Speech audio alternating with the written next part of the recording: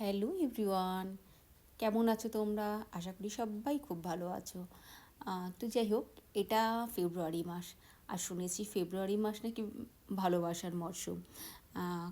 Rose day, chocolate day, teddy day, and আরও অনেক কিছু, and at last Valentine day. Actually আমরা না এই সমস্ত জানতাম না। অ্যাকচুয়ালি আমরা তো 80s 90s মানুষ। তো এইগুলো কি হয় আলাদা করে আমরা কখনোই শুনিনি, বা ছিল হয়তো জানতাম না। আর সোশ্যাল মিডিয়া তো আমাদের সময় এই সমস্ত ছিলই না যে এগুলো জানতে পারবো।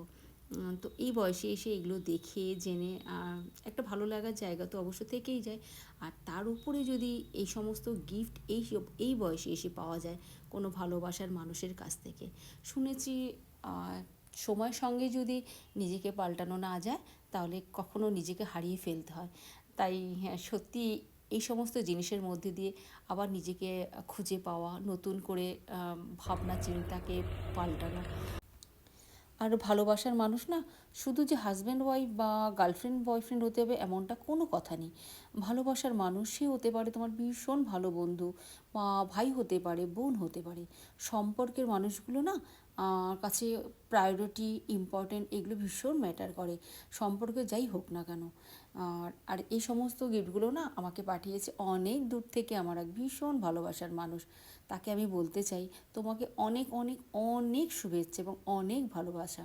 Thank you so so so much. আমার তো গিফটগুলো ভীষণ পছন্দ হয়েছে, তোমাদের কেমন লেগেছে একটু জানিও।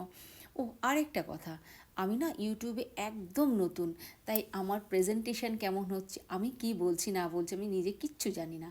তাই আমাকে একটুখানি রেকটিফাই করে দিও। আমি চেষ্টা করব ভালোভাবে, আরও ভালোভাবে যেন প্রেজেন্টেশন আমি করতে পারি, তোমাদের সাথে সমস্তটাই ভাগ করে নিতে পারি এবং নিজেকে আরও আরও আরও ইমপ্রুভ করতে পারি। শুধু ফেব্রুয়ারি ভালোবাসার মরশুমটাই নয়, তোমাদের সকলের যেন সারাটা বছর ভীষণ ভীষণ ভীষণ ভালো যায়। সবাই খুব ভালো থেকো। টাটা।